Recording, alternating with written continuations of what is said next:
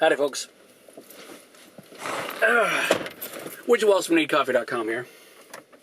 Back again for another Wayhomer. Wayhomer Classic. Here's how this works. I see a movie on the big screen, and I have to drive home, and I got to do something with my time when I drive home, so I tell you about the film that I've just seen. And tonight we're here to talk about Raising Arizona. Now, I know that we just did Raiders, and this is not going to turn into Wayhomer Classics, but it was important to do Raiders because it's Raiders, okay? It's also important to do Raising Arizona for a couple of reasons. First, and I'll synopsis it in a second, but first, I mean, it's Raising Arizona. It was basically my introduction to the Coen brothers. I don't know if it was my official introduction to Nicolas Cage or not, but my introduction to John Goodman, and many other things, and it's a fantastic film. And it is also where the term Wayhomer comes from. That's where I got it from, and so next time you watch the film, listen for it. And probably if you have seen the film as many times as I have, you know exactly what I'm talking about. So Raising Arizona, the classic Coen Brothers film. Synopsis is this.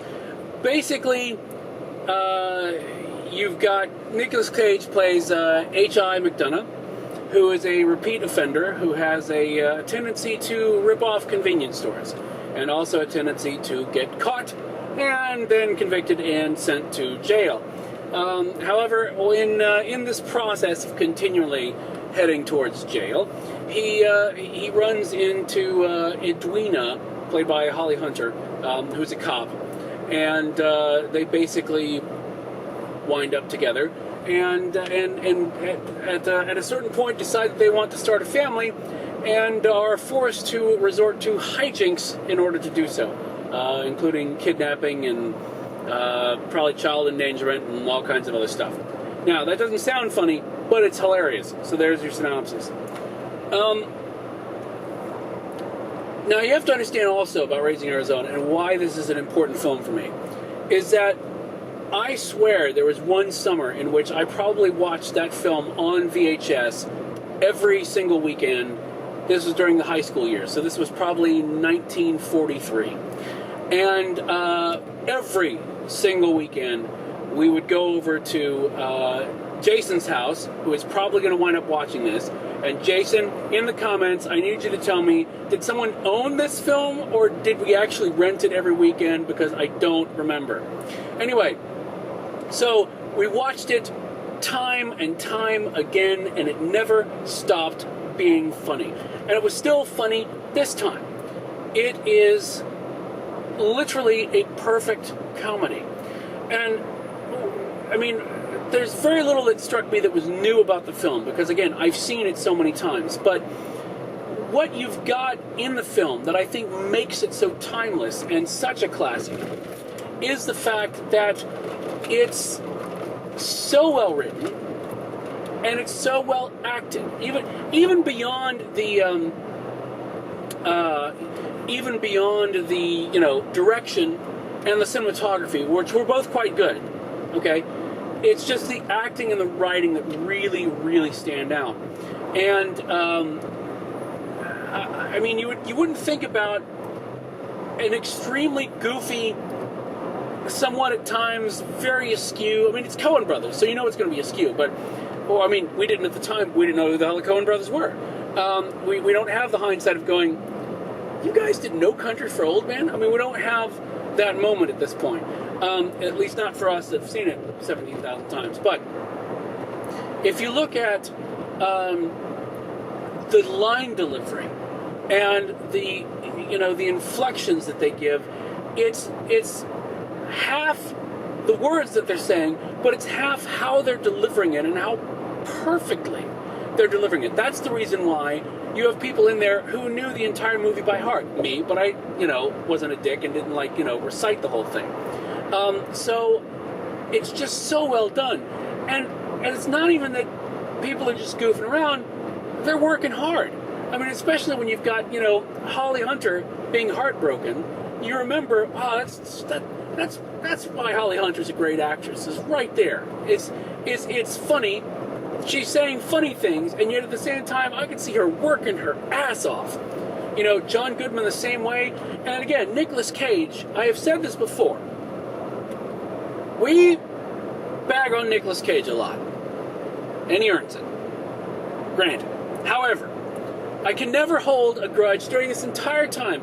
Even when I was joking around that he was so desperate to play a comic book character that he at one point was attached to play Wonder Woman.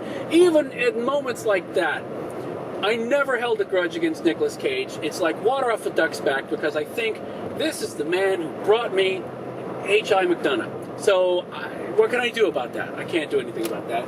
He, to a certain point, has a pass for most everything. And it's not the only film that he's done that's good. I know a lot of people give Cage a lot of shit, right? But he's done a lot of good films. But this is the one that I remember him from and will always remain near and dear to my heart.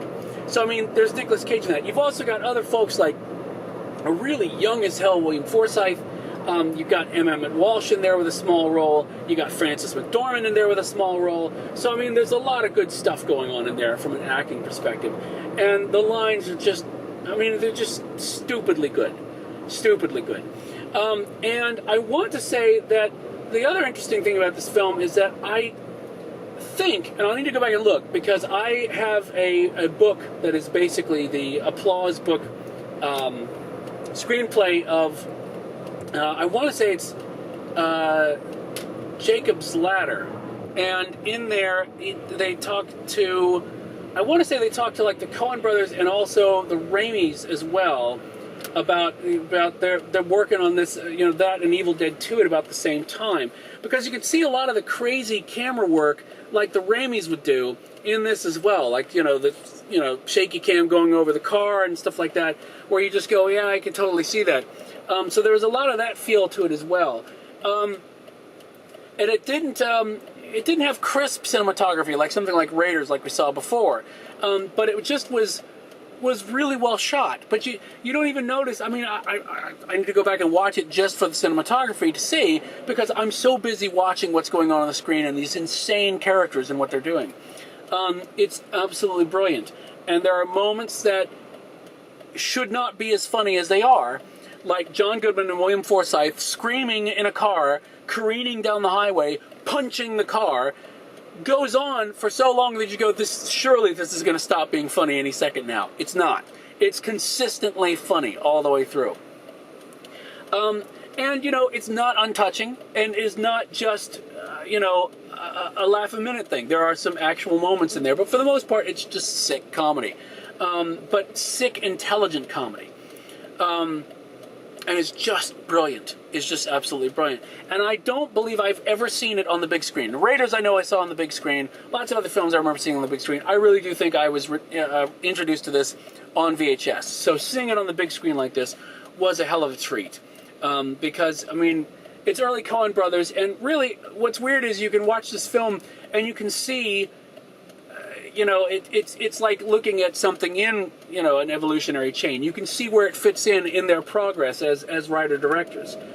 You can see where something like No Country for Old Men comes out of a pair that could do a film like this. Now, at the time, you wouldn't have thought that, because it was just absolutely insane.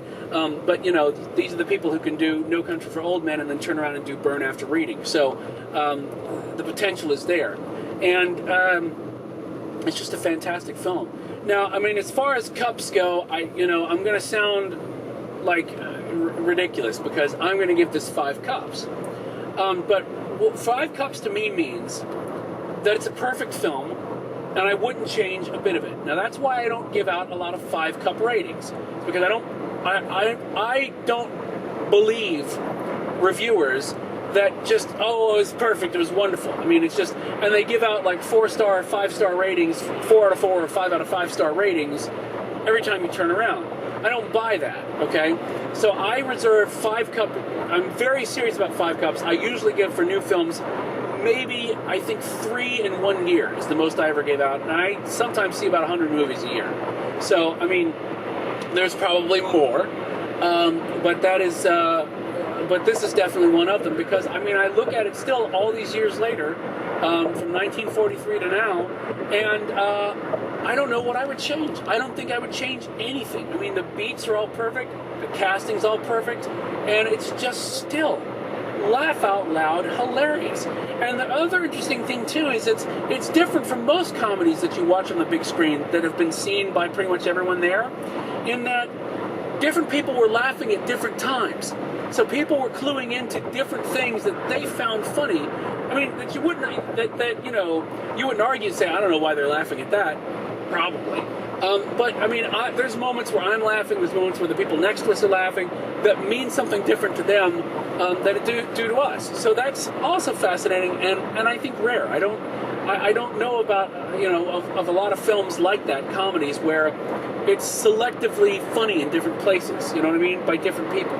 Still funny all the way through, but you start laughing at different places. So it's really fascinating to see on the big screen after all this time. And just an absolute thrill, especially, and the price you pay is that yodeling song. It's stuck in your head for the next 2 weeks. But, there are consequences to everything, even seeing an awesome movie like Raising Arizona. So, 5 cups. I would say if you have never seen it, for God's sake, see it. DVD or whatever, doesn't matter. Find a way to see it. And if, of course, if you do get a chance to see it on the big screen, then do it. Because it really does hold up, and it really was a delight. So anyway, there you go. I promise we're going to do newer films for the next couple at least, because I'm not aware of any older films that are happening that we need to cover at this point. So there you have it. Another Wayhomer in the can for the classic Raising Arizona, which, like I said, only makes sense because that's where this all comes from. So anyway, if you enjoy these things, let us know if you enjoyed these look at classic movies from the driver's seat of my car.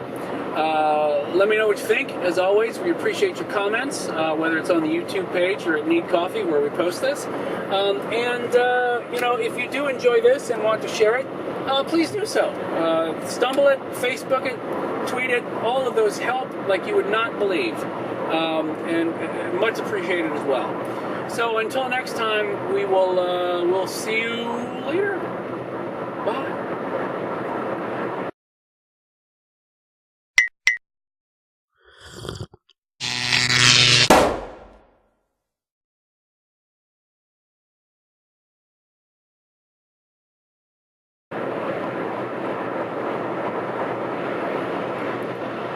You want me to try it? You gonna yodel? For the coda, you want me to try to yodel? Sure. And if it doesn't work, we don't have to use it. That's right. Okay. Jesus. Whee!